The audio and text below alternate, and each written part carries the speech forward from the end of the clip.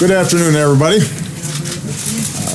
Let me start off by saying that I was sorely tempted to wear a tan suit today for my last press conference, but Michelle, whose fashion sense is a little better than mine, tells me that's not appropriate in January. I covered a lot of the ground that I would want to cover in my farewell address last week, so I'm just going to say a couple of quick things before I start taking questions. First, we have been in touch with the Bush family today after hearing about President George H.W. Bush and Barbara Bush being admitted to the hospital this morning.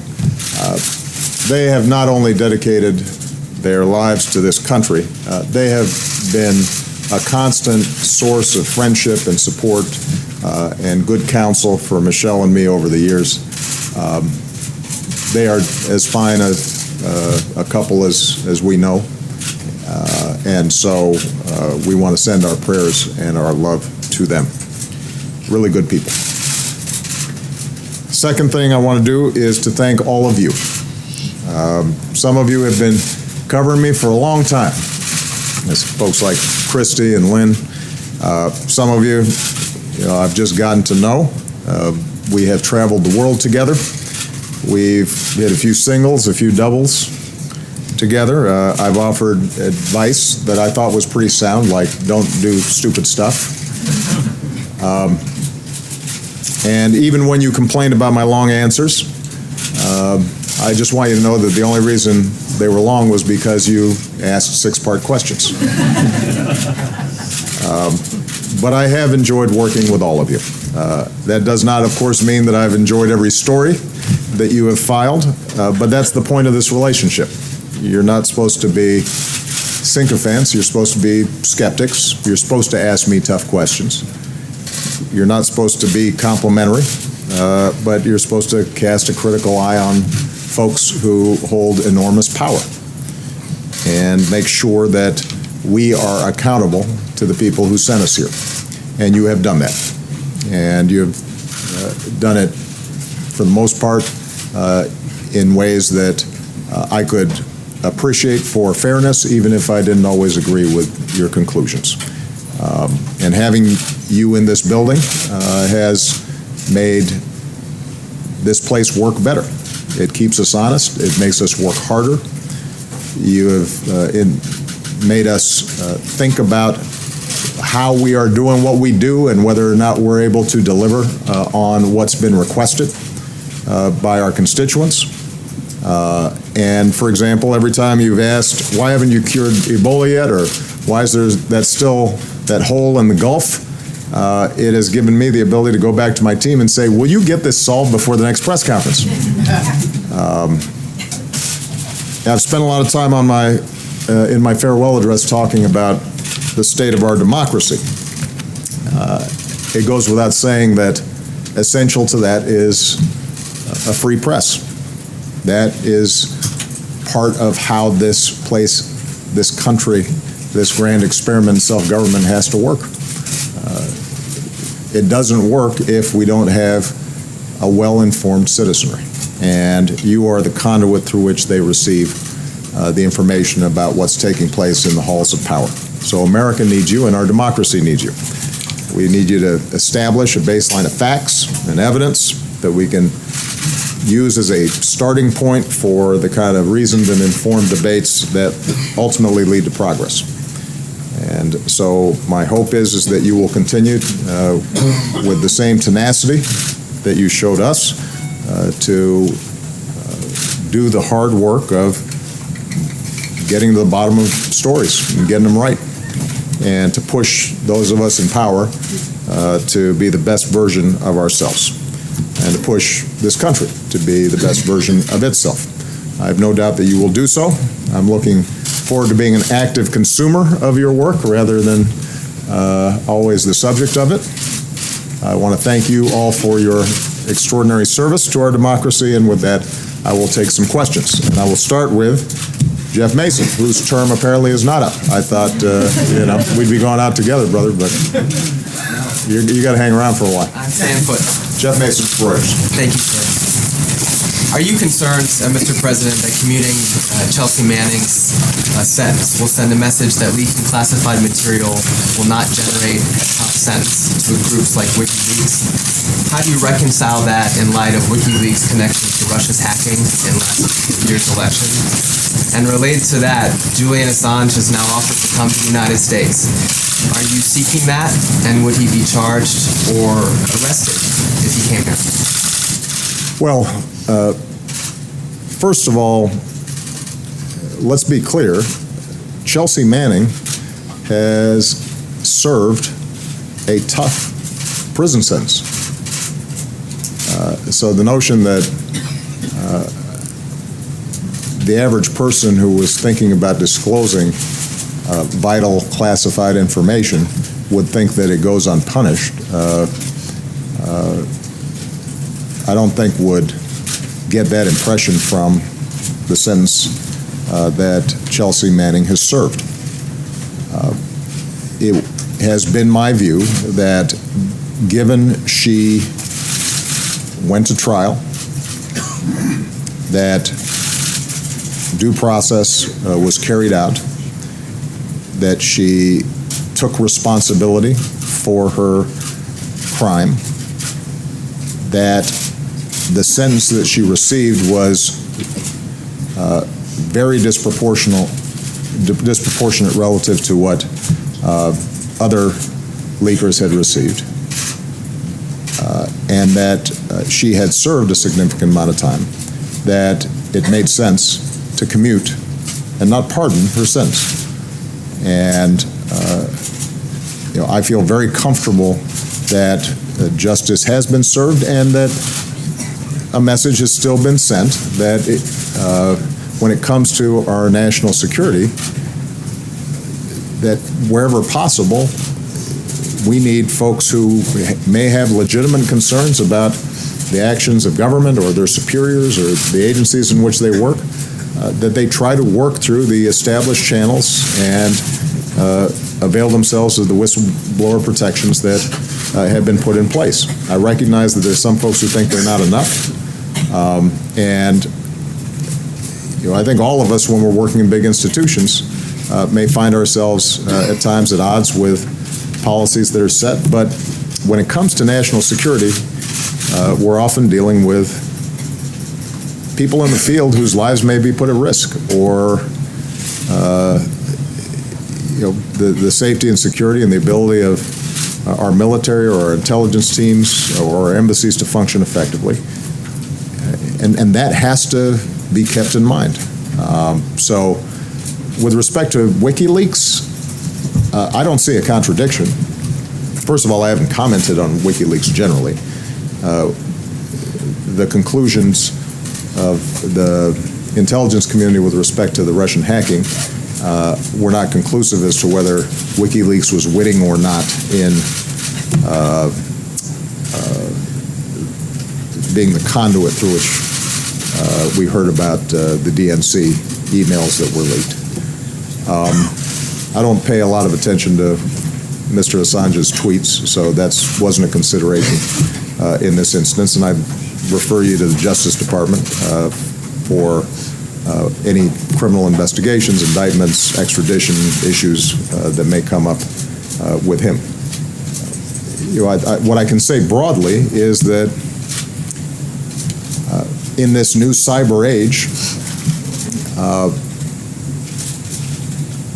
we're going to have to make sure that we continually work to find the right balance of accountability and openness and transparency that is the hallmark of our democracy, but also recognize that there are adversaries and bad actors out there who want to use that same openness in ways that hurt us, whether that's in trying to commit financial crimes or trying to commit acts of terrorism, or folks who want to interfere with our elections. And we're going to have to continually build the kind of architecture that makes sure the best of our democracy is preserved, that our national security and intelligence agencies have the ability to carry out policy without advertising to our adversaries what it is that we're doing, but do so in a way that still keeps citizens up to speed on what their government's doing on their behalf.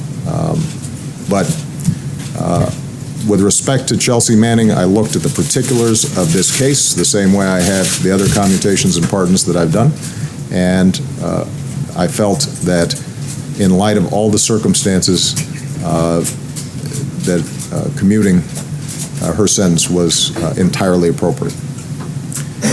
Margaret Brennan. Mr. President. There you go. Thank you. The President-elect has said that he would consider lifting sanctions on Russia if they substantially reduce the nuclear stockpile. Given your own efforts at arms control, do you think that's an effective strategy? Knowing this office and Mr. Trump, how would you advise his advisors to help him be effective when he deals with Vladimir Putin? And given your actions recently on Russia, do you think those sanctions should be viewed as leverage? Well, a couple of things. Number one, I think it is in America's interest and the world's interest that we have a constructive relationship with Russia. That's been my approach throughout my presidency. Where our interests have overlapped, we've worked together.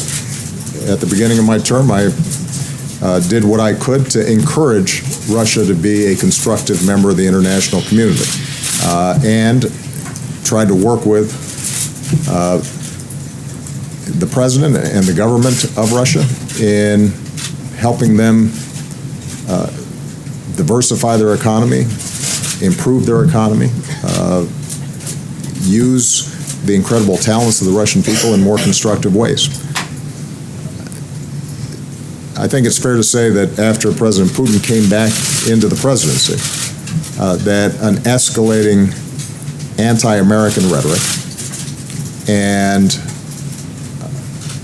an approach to global affairs that seemed to be premised on the idea that whatever America's trying to do must be bad for Russia, and so we want to try to counteract whatever they do. That return to an adversarial spirit that I think existed during the Cold War has made the relationship more difficult. And it was hammered home when Russia went into Crimea and portions of Ukraine. The reason we imposed the sanctions, recall, was not because of nuclear weapons issues. It was because the independence and sovereignty of a country, Ukraine, had been encroached upon by force by Russia. That wasn't our judgment, that was the judgment of the entire international community. And Russia continues to occupy Ukrainian territory and meddle in Ukrainian affairs and support military surrogates who have violated basic international norms. What I've said to the Russians is, as soon as you stop doing that, the sanctions will be removed. And I think it would probably best serve not only American interests, but also the interests of preserving international norms if we made sure that we don't confuse why these sanctions have been imposed with a whole set of other issues. On nuclear issues, in my first term, we negotiated the START II treaty, and that has substantially reduced our nuclear stockpiles, both Russia and the United States. I was prepared to go further. I told President Putin I was prepared to go further. They have been unwilling to negotiate. If President-elect Trump is able to restart those talks in a serious way, I think there remains a lot of room for our two countries to reduce our stockpiles. And part of the reason we've been successful on our non-proliferation agenda and on our nuclear security agenda is because we were leading by example. I hope that continues. But I think it's important just to remember that the reason sanctions have been put in place against Russia has to do with their actions in Ukraine. And it is important for the United States to stand up for the basic principle that big countries don't go around and invade and bully smaller countries. I've said before, I expect Russia and Ukraine to have a strong relationship. They are historically bound together in all sorts of cultural and social ways, but Ukraine is an independent country. And this is a good example of the vital role that America has to continue to play around the world in preserving basic norms and values, whether it's advocating on behalf of human rights, advocating on behalf of women's rights, advocating on behalf of freedom of the press. You know, the United States has not always been perfect in this regard. There are times where we, by necessity, are dealing with allies or friends or partners who themselves are not meeting the standards that we would like to see met when it comes to international rules and norms. But I can tell you that in every multilateral setting in the United Nations, and the G20 and the G7, the United States typically has been on the right side of these issues. And it is important for us to continue to be on the right side of these issues, because if we, the largest, strongest country and democracy in the world, are not willing to stand up on behalf of these values, then certainly China, Russia, and others will not. Kevin Corke. Thank you, Mr. President. You have been a strong supporter of the idea of a peaceful transfer of power, demonstrated not terribly far from here in Rose Garden. And yet, even as you and I speak, there are more than 6 Democrats that are going to boycott the inauguration of the incoming president. Do you support that? And what message would you send to Democrats to better demonstrate the peaceful transfer of power? And if I could follow, I wanted to ask you about your conversations with the president-elect previously, and without getting into too much of the personal side of it, I'm just curious, were you able to use that opportunity to convince him to take a fresh look at some of the important ideas that you will leave this office with?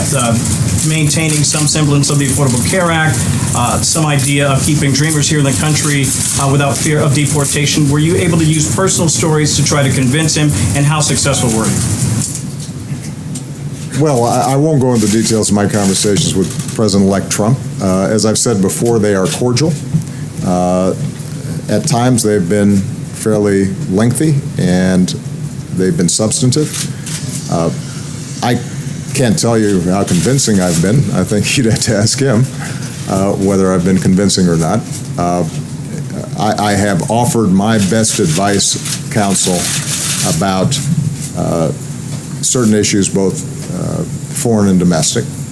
And you know, my working assumption is that having won an election opposed to a number of my initiatives and certain aspects of my vision for where the country needs to go, it is appropriate for him to go forward with his vision and his values. And I don't expect that there's going to be enormous overlap. It may be that on certain issues, once he comes into office and he looks at the complexities of how to, in fact, provide health care for everybody, something he says he wants to do, or wants to make sure that he is encouraging job creation and wage growth in this country, that may lead him to some of the same conclusions that I arrived at once I got here.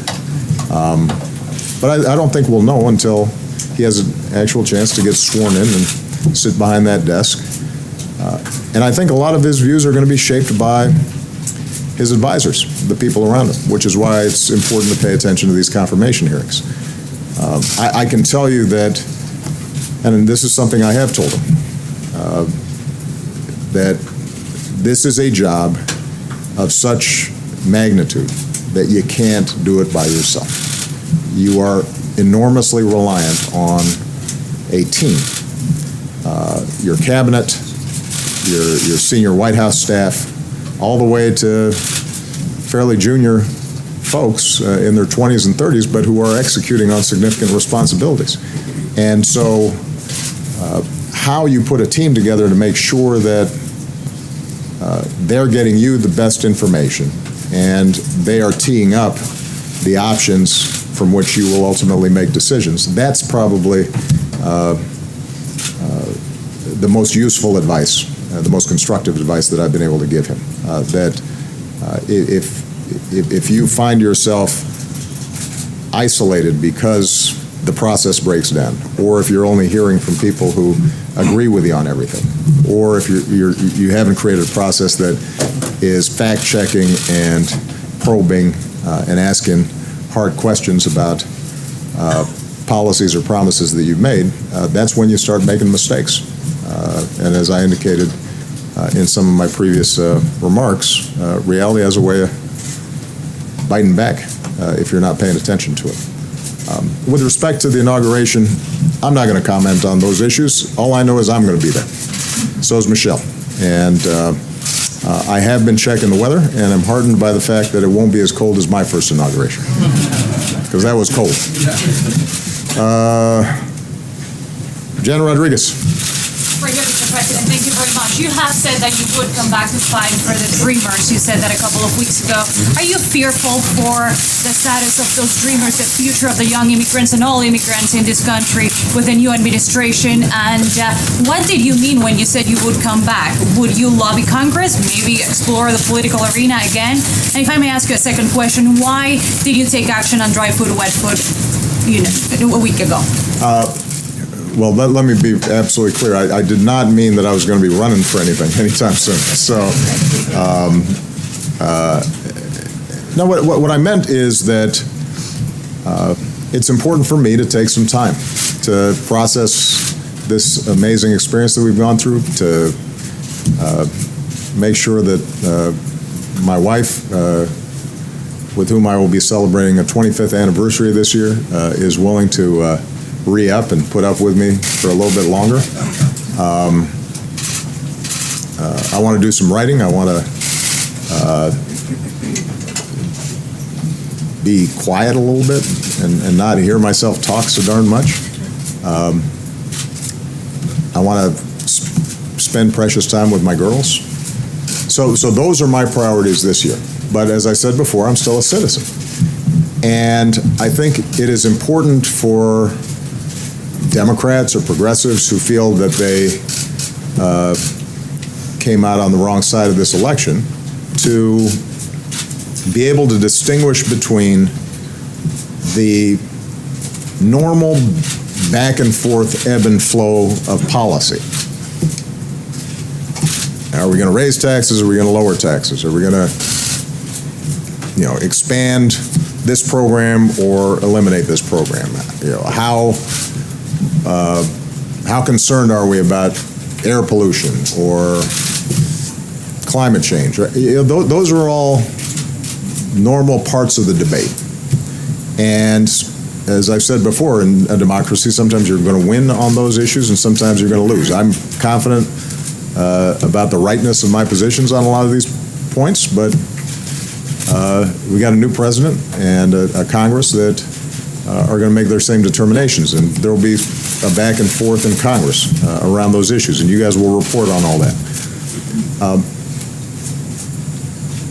But there's a difference between that normal functioning of politics and certain issues or certain moments where I think our core values may be at stake. I put in that category if I saw systematic discrimination being ratified in some fashion. I put in that category explicit or functional obstacles to people being able to vote, to exercise their franchise. I'd put in that category institutional efforts to silence dissent or the press. And for me, at least, I would put in that category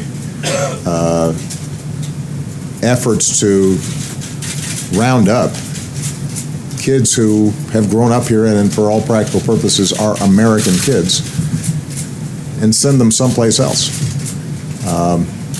When they love this country, they are our kids' friends and their classmates and are now entering into community colleges or in some cases serving in our military. The notion that we would just arbitrarily or because of politics punish those kids when they didn't do anything wrong themselves, I think would be something that would merit me speaking out. It doesn't mean that I would get on the ballot anyway. With respect to wet foot, dry foot, we underwent a monumental shift in our policy towards Cuba. My view was, after 50 years of a policy not working, it made sense for us to try to reopen diplomatic relations, to engage a Cuban government, to be honest with them about the strong disagreements we have around political repression and treatment of dissenters and freedom of press and freedom of religion, but that to make progress for the Cuban people, our best shot was to suddenly have the Cuban people interacting with Americans and seeing the incredible success of the Cuban American community and engaging in commerce and business and trade. And that it was through that process of opening up these bilateral relations that you would see over time serious and significant improvement. Given that that shift in the relationship, the policy that we had in place with wet foot, dry foot, which treated Cuban emigres completely different from folks from El Salvador or Guatemala or Nicaragua or any other part of the world, one that made a distinction between whether you got here by land or by foot,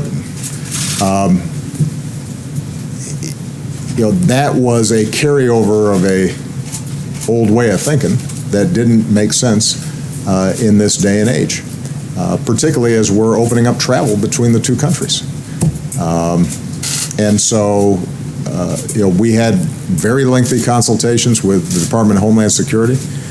We had some tough negotiations with the Cuban government, but we arrived at a policy which we think is both fair and appropriate to the changing nature of the relationship between the two countries. Nadia Gobasi. Thank you, sir. I appreciate the opportunity, and I want to wish you and your family best of luck in the future. Thank you. Mr. President, you have been criticized and even personally attacked for the UN Security Council resolution that considered Israeli settlements illegal and an obstacle to peace. Mr. Trump promised to move the embassy to Jerusalem. He appointed an ambassador that doesn't believe in a two-state solution. How worried are you about the U.S. leadership in the Arab world and beyond as an honest broker? Will this ignite a third intifada?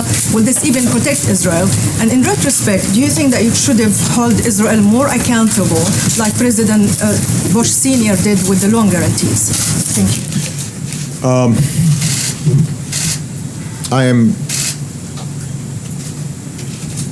I continue to be significantly worried about the Israeli-Palestinian issue. And I'm worried about it both because I think the status quo is unsustainable, that it is dangerous for Israel, that it is bad for Palestinians, it is bad for the region, and it is bad for America's national security.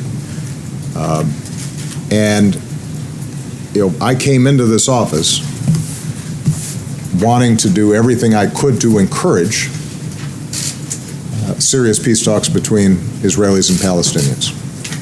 And we invested a lot of energy, a lot of time, a lot of effort. First year, second year, all the way until last year. Ultimately, what has always been clear is that we cannot force the parties to arrive at peace. What we can do is facilitate, provide a platform, encourage, but we can't force them to do it. But in light of shifts in Israeli politics and Palestinian politics, a rightward drift in Israeli politics, a weakening of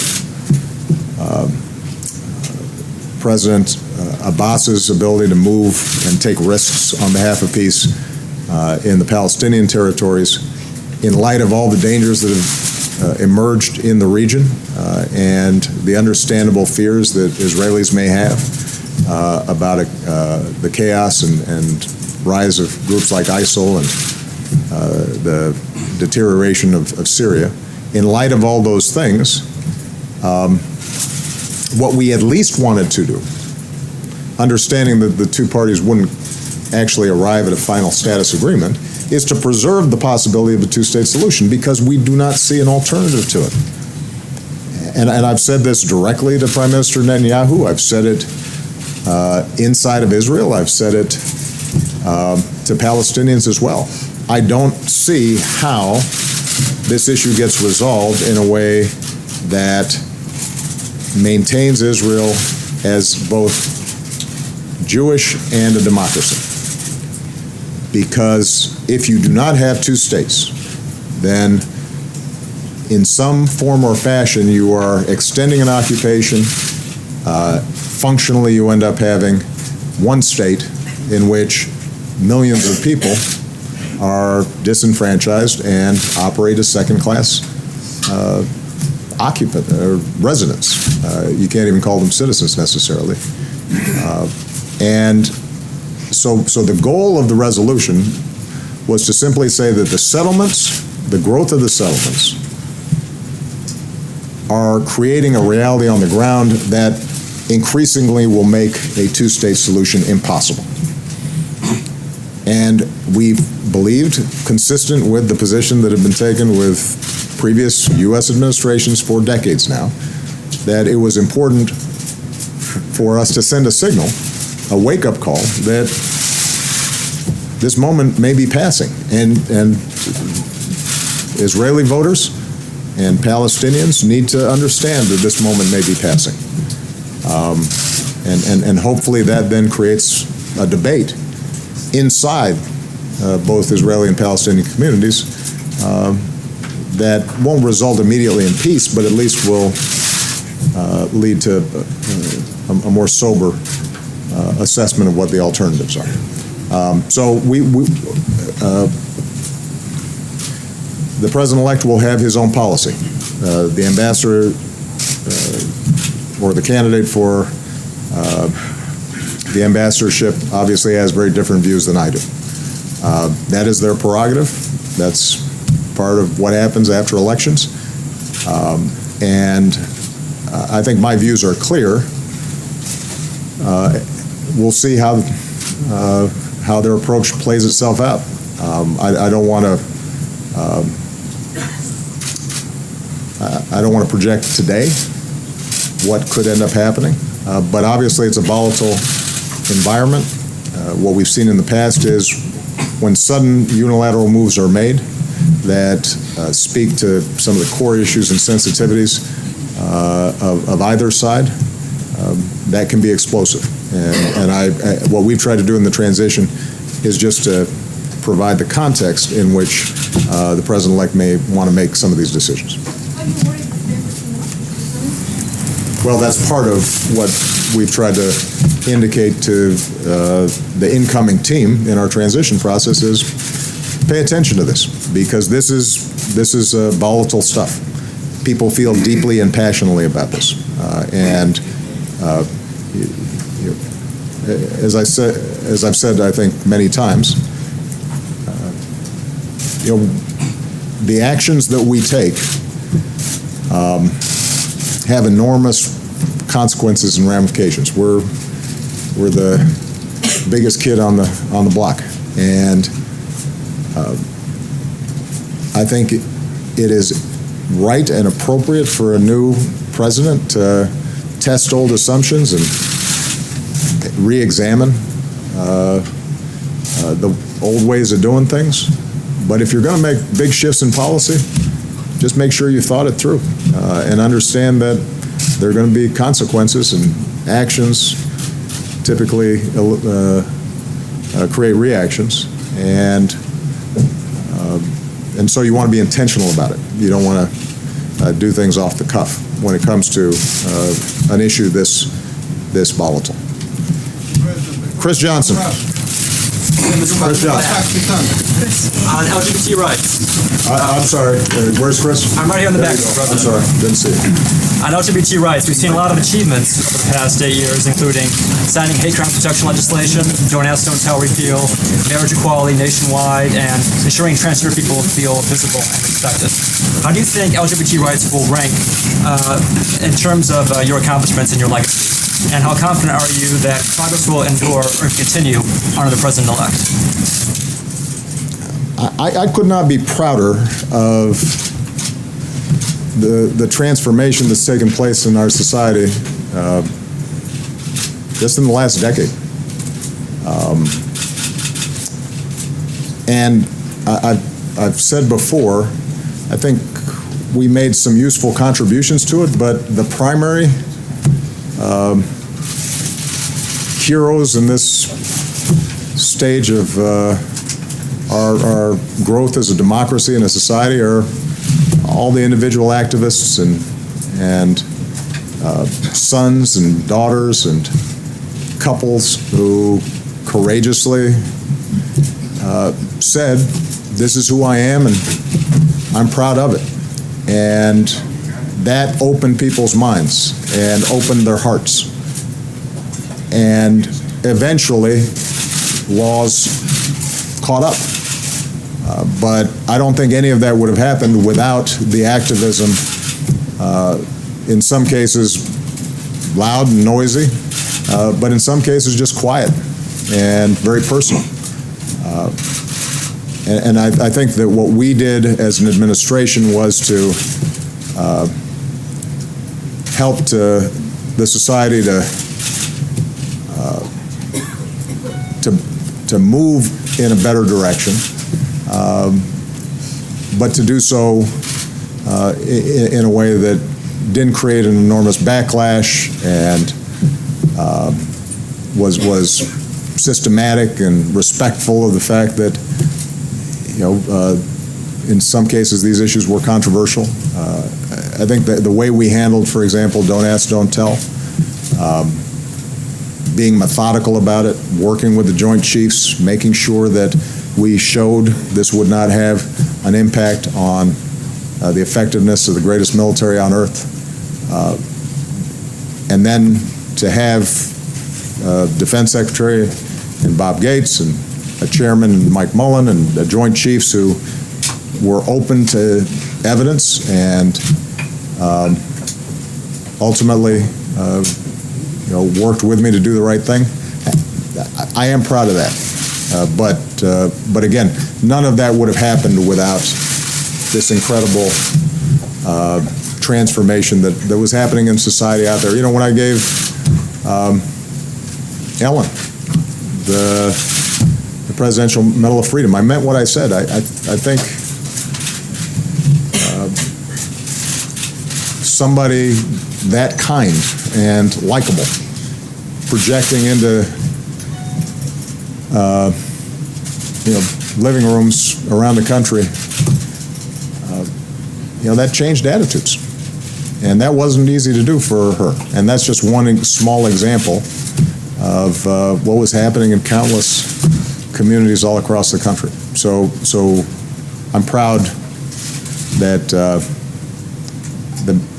that in certain places we maybe provided a good block downfield to help the movement advance. I don't think it is something that will be reversible because American society has changed. The attitudes of young people in particular have changed. That doesn't mean there aren't going to be some fights that are important. Legal issues, issues surrounding transgender persons. There's still going to be some battles that need to take place. But if you talk to young people, Malia, Sasha's generation, even if they're Republicans, even if they're conservative, many of them would tell you, I don't understand how you would discriminate against somebody because of sexual orientation. That's just sort of burned into them in pretty powerful ways. Sir? April Ryan. Thank you, Mr. President. Long before today, you've been considered a rights president. Under your watch, people have said that you have expanded the rubber band of inclusion, and with the election and the incoming administration, people are saying that rubber band has recoiled and maybe is even broken. And I'm thinking back to a time on Air Force One going to Selma, Alabama, when you said your job was to close the gaps that remain. And with that, what gaps still remain when it comes to rights issues on the table? And also, what part will you play in fixing those gaps in your new life? And lastly, you are the first Black president. Do you expect this country will see this again? Well, I'll answer the last question first. I think we're going to see people of merit rise up from every race, faith, corner of this country, because that's America's strength. When we have everybody getting a chance and everybody's on the field, we end up being better. I think I've used this analogy before. We killed it in the Olympics in Brazil. And Michelle and I, we always have the Olympic team here. And it's a lot of fun, first of all, just because, anytime you're meeting somebody who's the best at anything, it's impressive. And these mostly very young people are all just so healthy looking, and they just beam and exude fitness and health. And so we have a great time talking to them. But they are of all shapes, sizes, colors. The genetic diversity that is on display is remarkable. And if you look at a Simone Biles, and then you look at a Michael Phelps, they're completely different. And it's precisely because of those differences that we've got people here who can excel at any sport. And by the way, more than half of our medals came from women. And the reason is because we had the foresight several decades ago with something called Title IX to make sure that women got opportunities in sports, which is why our women compete better, because they have more opportunities than folks in other countries. So I use that as a metaphor, and if in fact we continue to keep opportunity open to everybody, then yeah, we're going to have a woman president, we're going to have a Latino president, and we'll have a Jewish president, a Hindu president. Who knows who we're going to have? I suspect we'll have a whole bunch of mixed up presidents at some point that nobody really knows what to call them. And that's fine. Now, what do I worry about? I obviously spent a lot of time on this, April, at my farewell address on Tuesday, so I won't go through the whole list. I worry about inequality because I think that if we are not investing in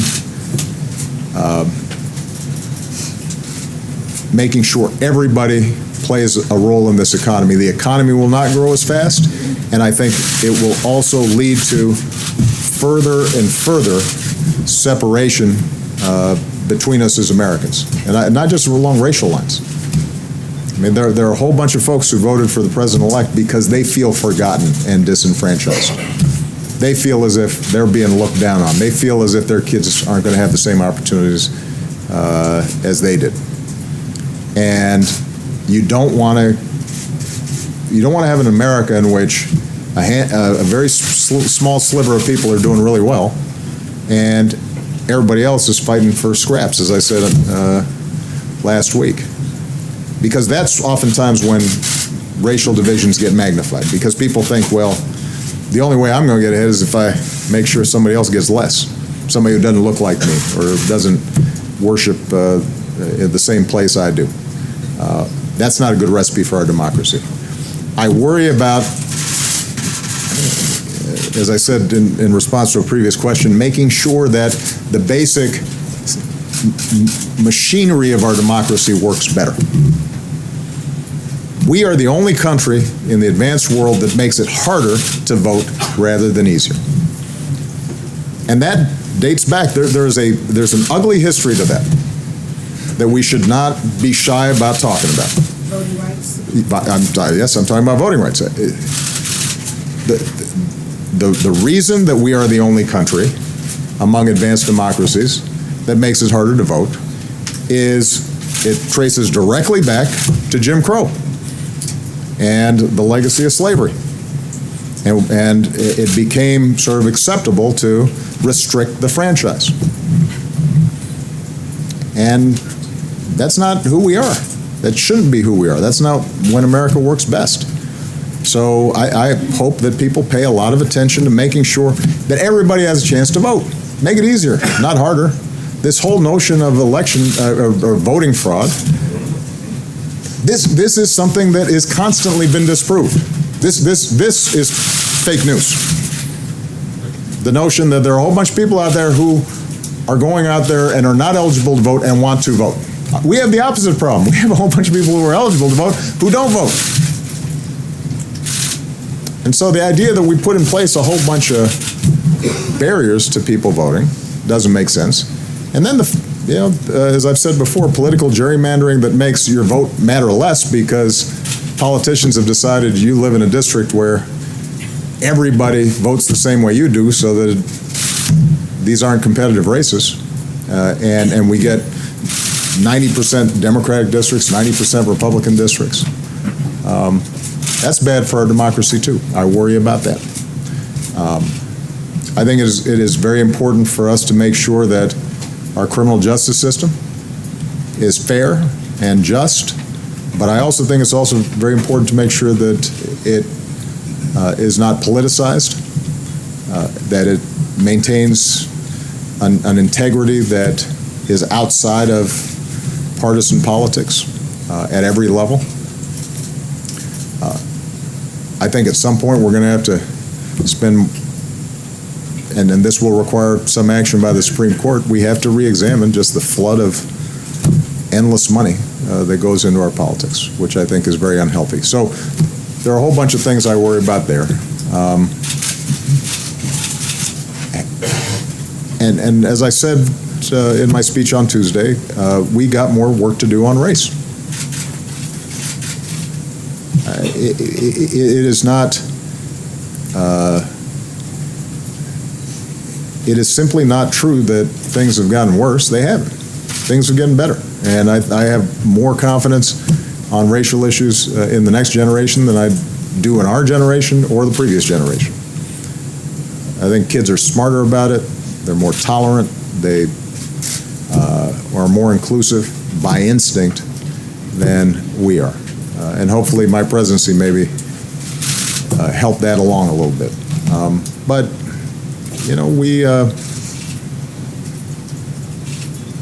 when we feel stress, when we feel pressure,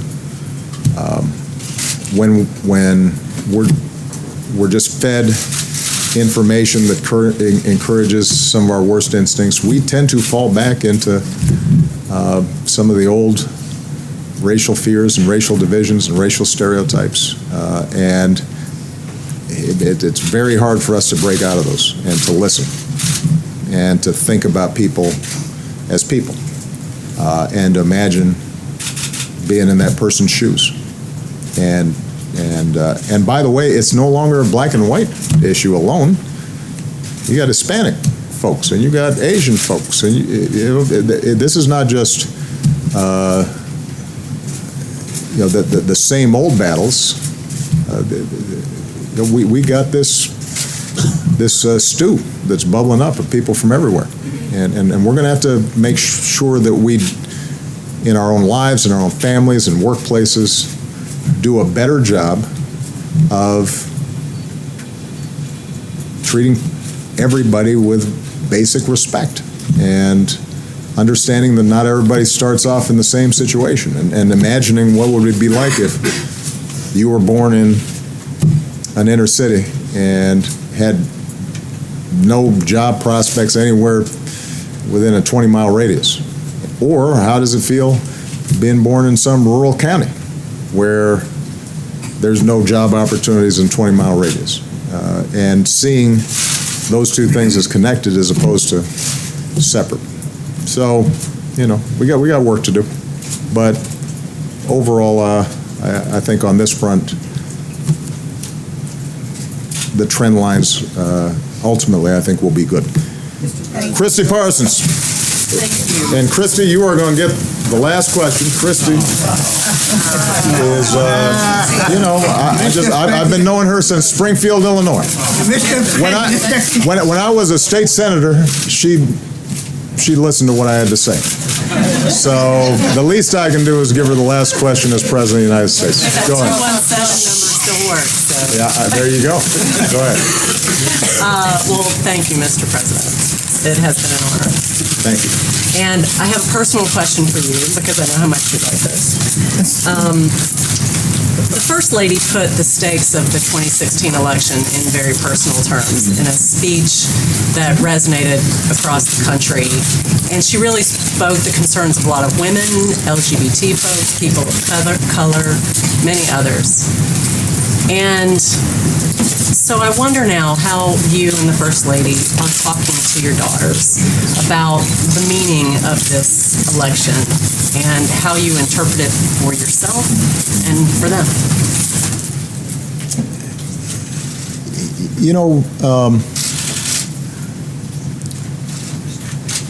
Every parent brags on their daughters or their sons.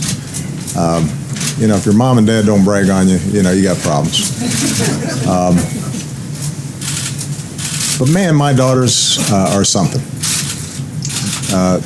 And they just surprise and enchant and impress me more and more every single day as they grow up. And so these days when we talk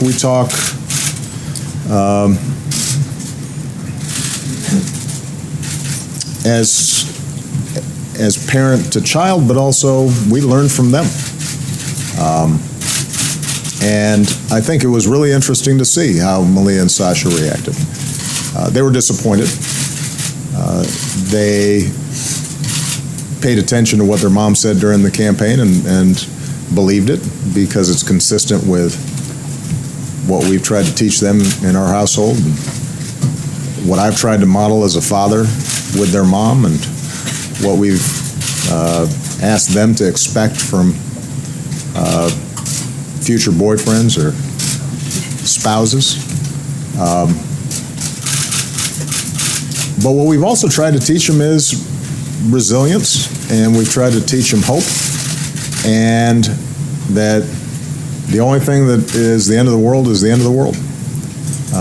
And so you get knocked down, you get up, brush yourself off, and you get back to work. And that tended to be their attitude. I think neither of them intend to pursue a future of politics, and in that too, I think their mother's influence shows. But both of them have grown up in an environment where I think they could not help but be patriotic to love this country deeply, to see that it's flawed, but see that they have responsibilities to fix it, and that they need to be active citizens, and they have to be in a position to talk to their friends and their teachers and their future coworkers in ways that try to shed some light as opposed to just generate a lot of sound and fury. And I expect that's what they're going to do.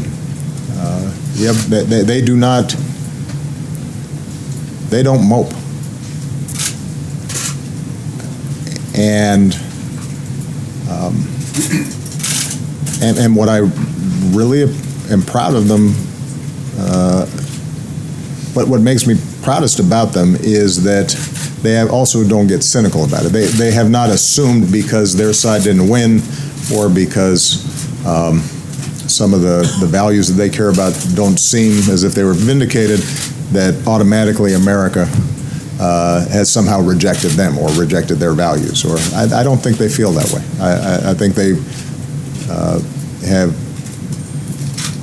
in part through osmosis, in part through dinner time conversations, appreciated the fact that this is a big, complicated country and democracy is messy and it doesn't always work exactly the way you might want. It doesn't guarantee certain outcomes. But if you're engaged and you're involved, then there are a lot more good people than bad in this country. And there's a core decency to this country. And that they got to be a part of lifting that up. And I expect they will be. And in that sense, they are representative of this generation that makes me really optimistic. I've been asked, I've had some off-the-record conversations with some journalists where they said, okay, you seem like you're okay, but really, what are you thinking? And I've said, no, what I'm saying really is what I think. I believe in this country. I believe in the American people. I believe that people are more good than bad. I believe tragic things happen. I think there's evil in the world. But I think that at the end of the day, if we work hard and if we're true to those things in us that feel true and feel right, that the world gets a little better each time. That's what this presidency has tried to be about. And I see that in the young people I've worked with. I couldn't be prouder of them. And so this is not just a matter of no drama Obama. This is what I really believe. It is true that behind closed doors I curse more than I do publicly. And sometimes I get mad and frustrated like everybody else does. But at my core, I think we're going to be okay. We just have to fight for it. We have to work for it and not take it for granted. And I know that you will help us do that.